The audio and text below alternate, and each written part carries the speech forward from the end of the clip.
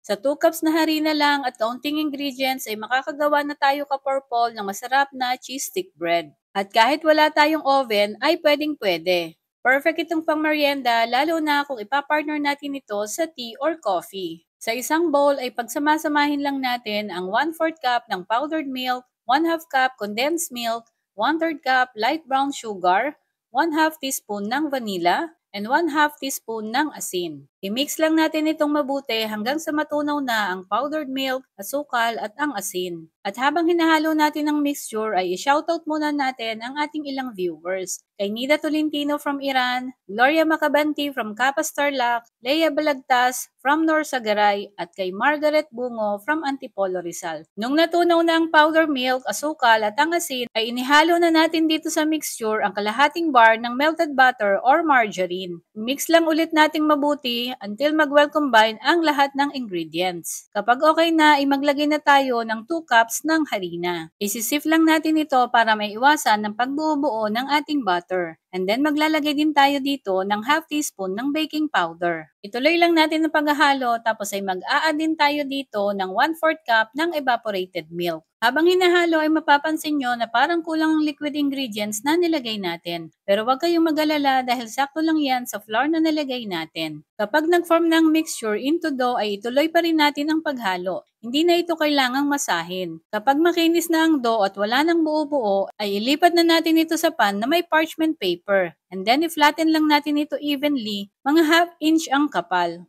Lagyan din natin ng condensed milk sa ibabaw at spread lang natin ito ng pantay. Tapos ay mag-grate tayo ng cheddar cheese. Sa puntong ito ay na-preheat ko na ang kawali na gagamitin. Etong sa akin ay maliit ang puwit na ng kawali, kaya direct ko nang ipinatong dito ang baking pan. Pero mas maganda kung nakapatong ang baking pan sa stainless stand para hindi direct ang init ng kawali sa ating baking pan. Lutuin lang natin ito sa katamtamang apoy ng kalan sa loob ng 20 to 25 minutes. From time to time ay check natin ang ating niluluto para matansya na natin sa susunod ang temperature at time cooking nito. After 25 minutes ay hindi pa rin dry ang ibabaw ng cheese stick bread ko dahil napadami ang condensed milk na inilagay ko. Kaya naman niluto ko pa ito ng another 10 minutes.